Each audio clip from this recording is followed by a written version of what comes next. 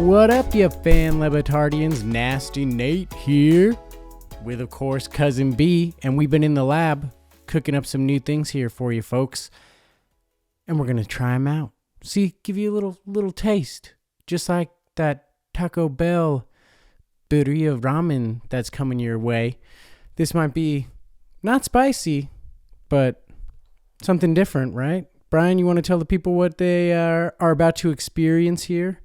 All right, fans, I hope y'all ready for the debut of a brand new segment. This one is called Calm Them Down. So calm. Yes. Not hype me up, but calm them down. Where the premise is simple. Gotta calm them down. My man Nathan and I are going to go over some subjects going down in the world of sports. Who knows? It might go beyond that. And our job is to simply calm them down in a multitude of ways. So here we go. We about to get into it. I'm going to start off first, and then Nathan's going to give me one, and we're going to go back. Y'all know how it is. All right. So here we go. Grant Williams donning a Kelly Green Eagles jersey in a Mavs post-game conference to celebrate an Eagles over Cowboys victory. Nathan, calm them down. Grant, listen up, buddy. You can't be upsetting America's team. Or wait, can you? Because Stephen A does it all the time. But either way, Grant, you're new. Okay, buddy? You got to calm down. Am I calming Grant down? Am I calming the upset Dallas Cowboys fans, I'm assuming? I'm going to calm Grant down because I believe that's what you told me, Bryan. Grant, you love the Eagles. That's great. Okay? Nobody's perfect. But you're in Dallas now, buddy. Home of them boys. You got to calm down. You got that green Mavericks jersey.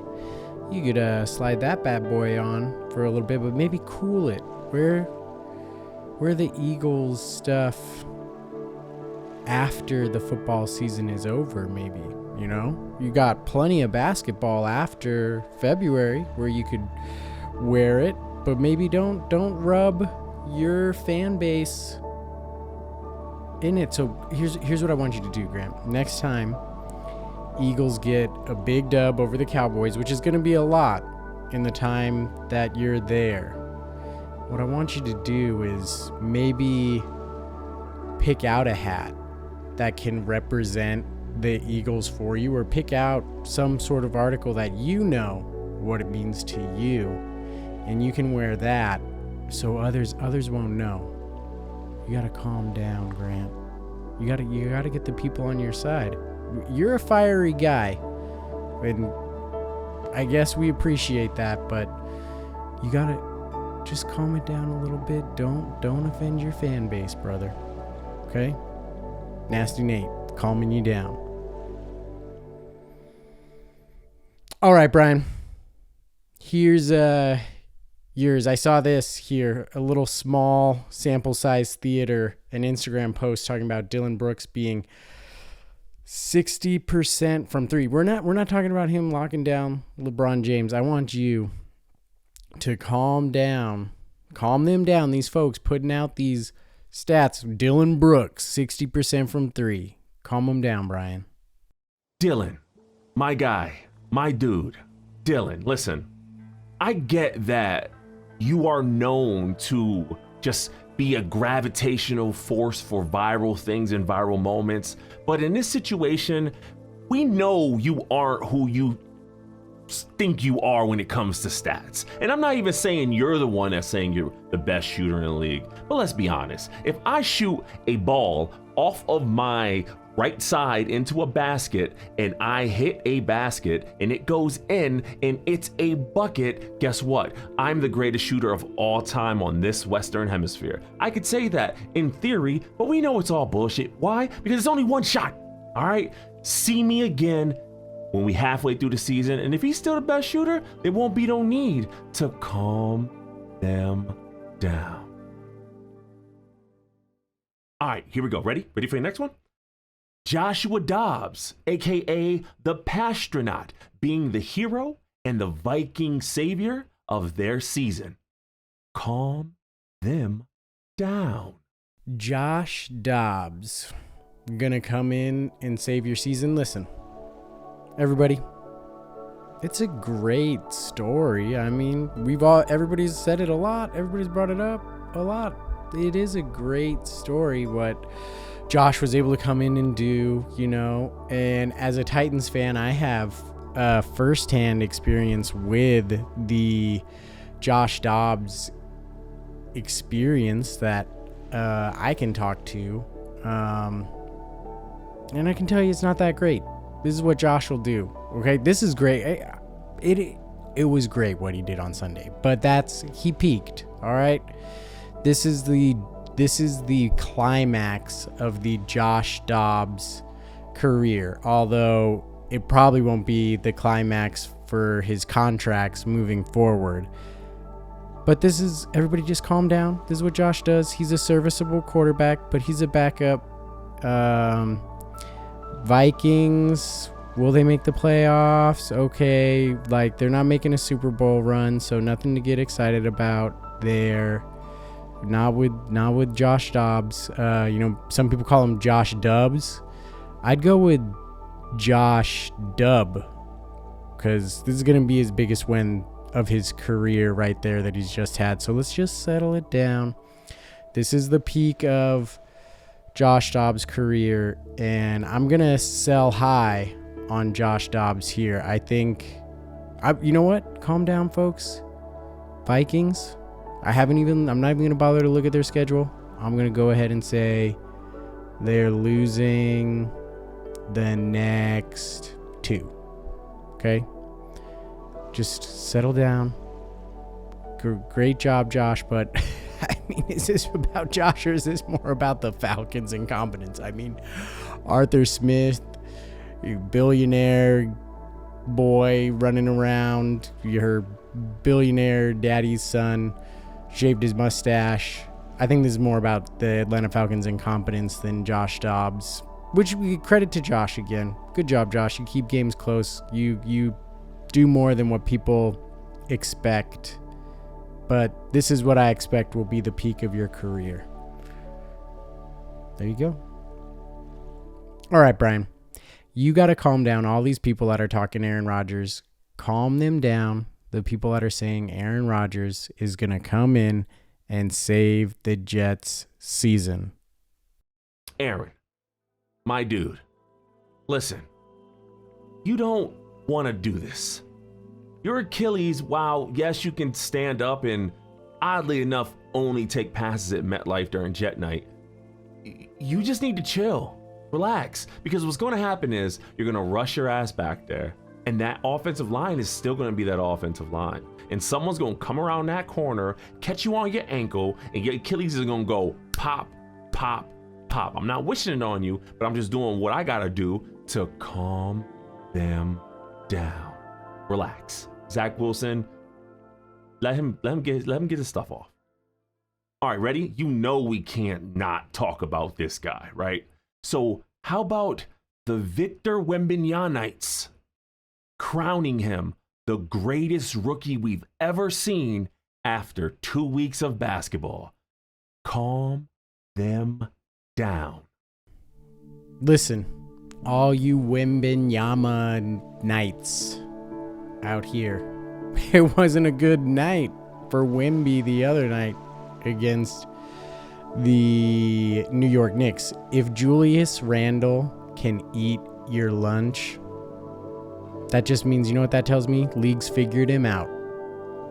And you know what that is? It's a calm down about Victor being the rookie of the year. Dude is 7'4" and he can't even average 10 rebounds a game. You know what that tells me? Soft. I'm with Mike on this also. Not good for the league. Victor Wembanyama does not need your support. He does not need to become a popular player. Everyone needs to calm down, because I don't think people understand the ramifications of if this dude is successful, as some are saying. Everyone needs to calm down, because if Victor Wembanyama is successful, he will ruin the NBA. Parents will be out there trying to, no longer where will all the 6'7" power forwards go? Parents are going to be getting, that leg extension surgery on them. The average height of America is going to skyrocket in the coming generations, and we're going to have to redo our whole entire infrastructure. Planes will have to be adjusted to accommodate this higher average height, and that will lead to even more expensive plane tickets. If you live in Des Moines, Iowa, like, good luck flying anywhere if this guy gets successful, because plane tickets will just become so expensive because there'll be less seats for height. I mean, that's not going to affect me. It's going to affect, like, maybe my grandkids.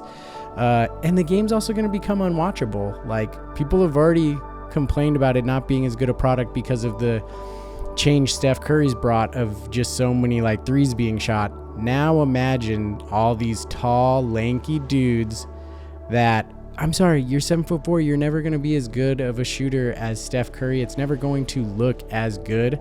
Now imagine that we're going to have to watch all these awkward, lanky, 7-foot-plus guys hucking up threes, making 29% of them. Like, that's going to be good for the league. Victor Wembanyama does not need your support. All right? You know who does need your support? Ausar Thompson. All right? I'm pretty sure I nailed it on his name, you guys. 6'7", totally normal dude. He's got a twin too,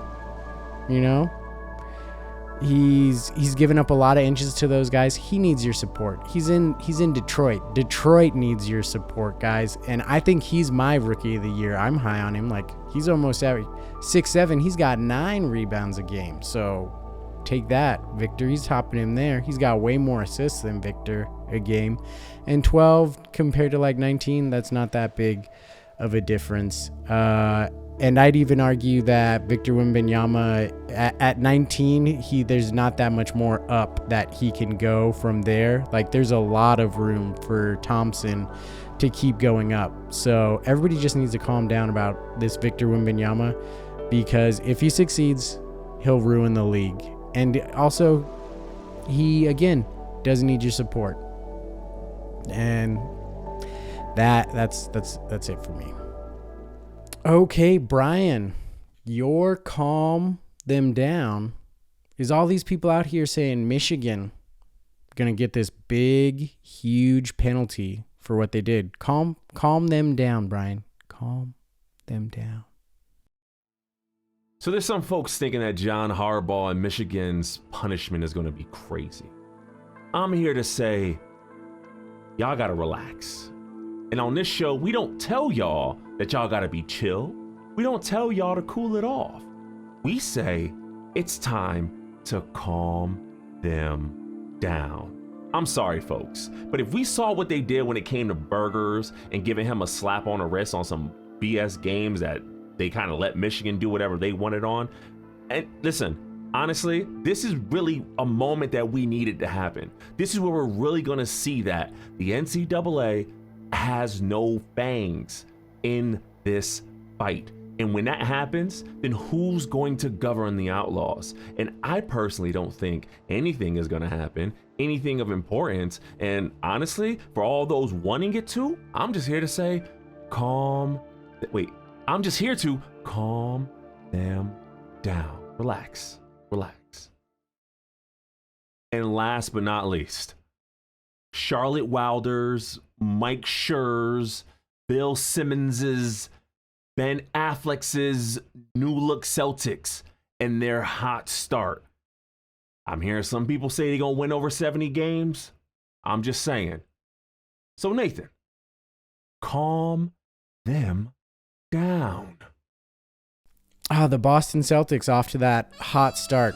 But I gotta calm them down. I gotta calm down Charlotte. We don't need to calm down Mike Schur. Dude's despondent and out of touch. The Heat have broken him. Mike Schur is a shell of a man. I would, if I had to speak to Mike Schur, I'd hype him up and say, but this isn't hype me up. But Mike, hang in there. Hang tough, brother.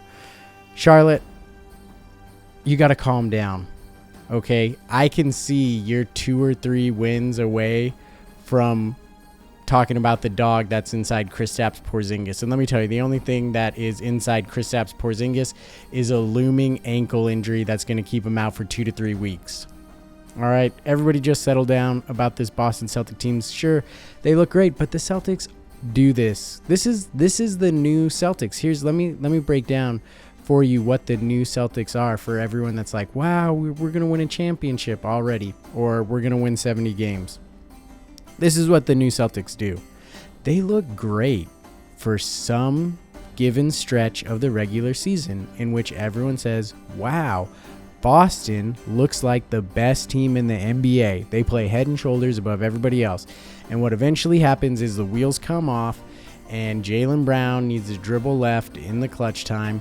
And do you honestly think Kristaps Porzingis is going to be around the whole entire season?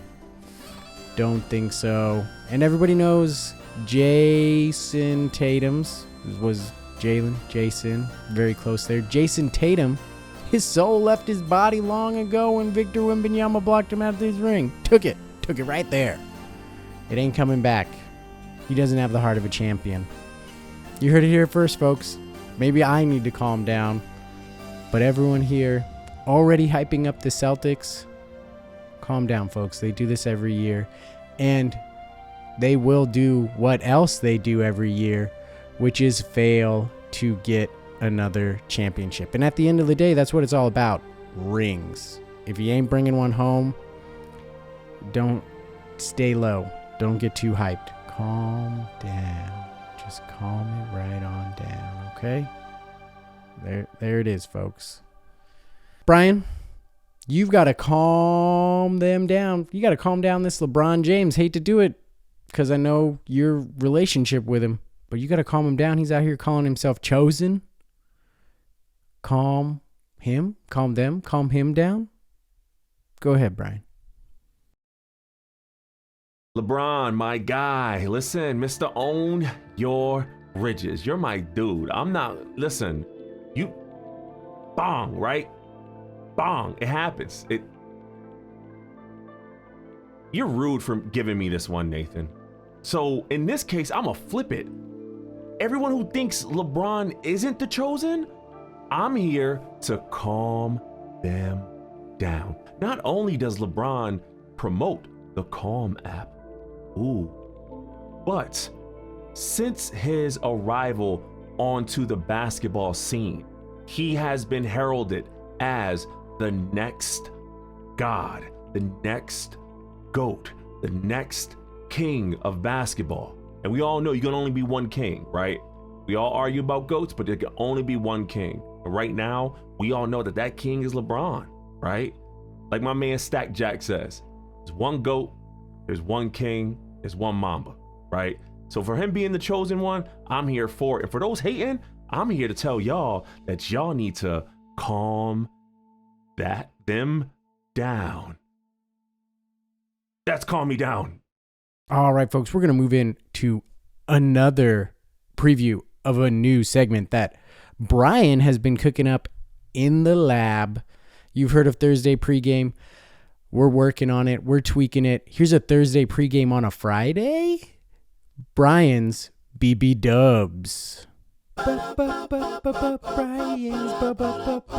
big, beautiful, winners. Yes, Bryan's big, beautiful, winners.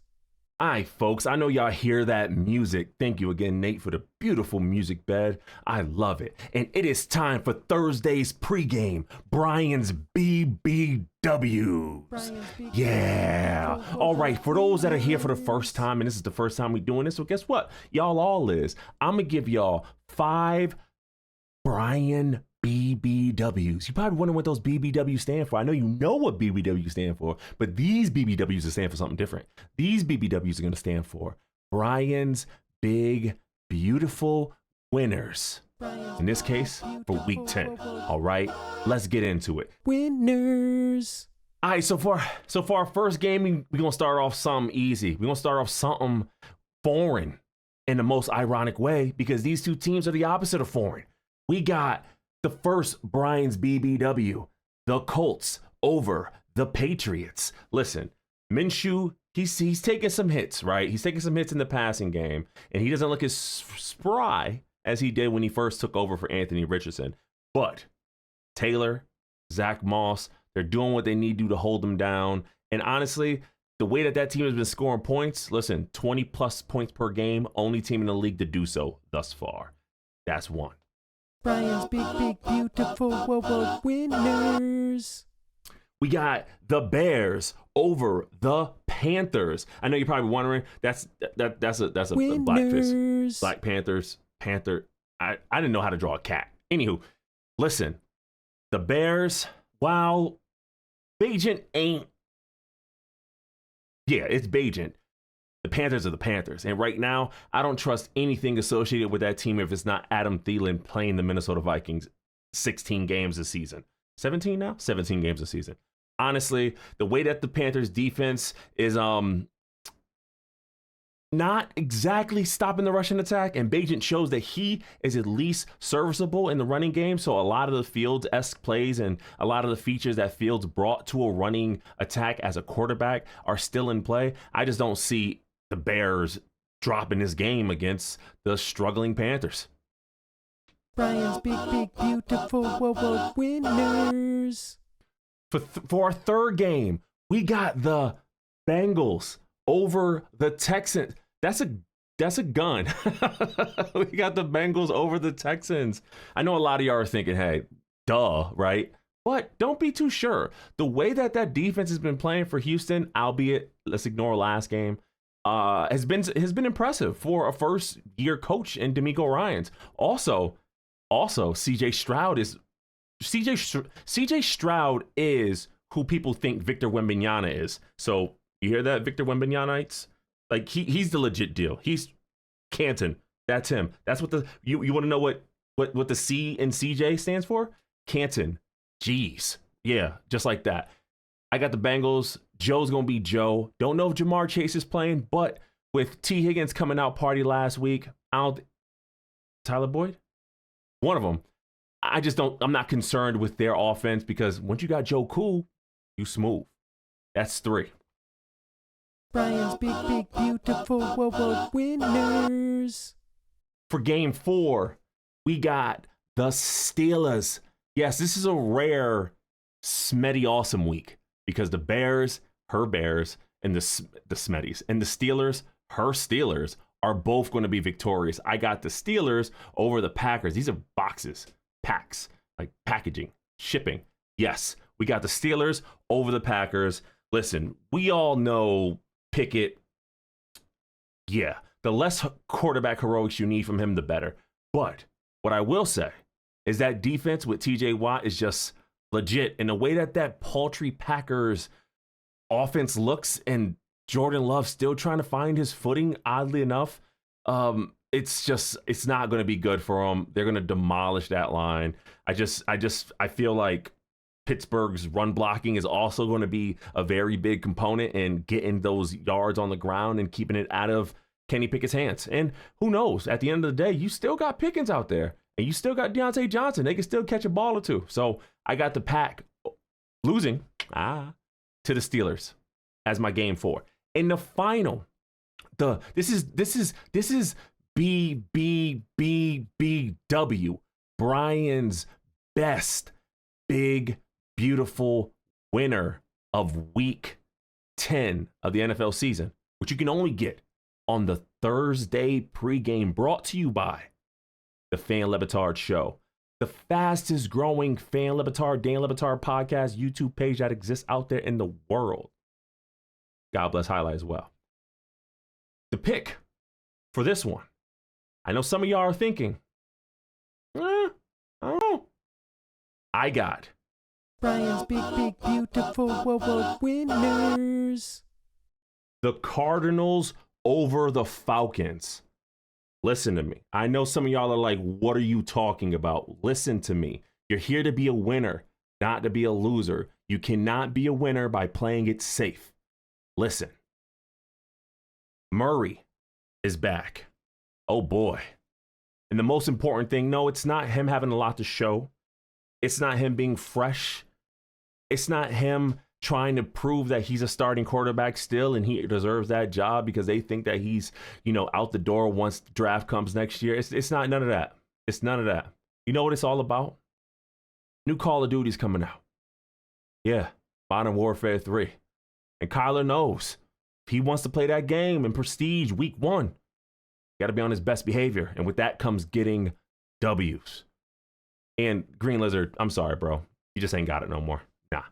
And that is the first ever Bryan's BBWs. BBBWs. Bryan's big, beautiful winners. I don't know why I added extra B in there, but who cares? For week 10 of the NFL season, let's get it. Bryan's big, beautiful, winners. Yes, Bryan's big, beautiful, winners. And this has been an episode of the Fan Le Batard Show, the fastest growing Dan Le Batard Show fan YouTube channel. Make sure you subscribe, you follow, you rate, you comment, you review, 5 stars, you like, you do all that jazz. You get us on the Instagrams, you get us on the TikToks. I throw up stuff there. I do way too much, honestly, but would appreciate any support you can throw our way. Comment on Spotify. That's what Cinephobe's been doing. So thank you guys for taking the time to listen. We appreciate your support, and we gonna keep it coming. We're gonna be in the lab cooking up some more stuff. Laters.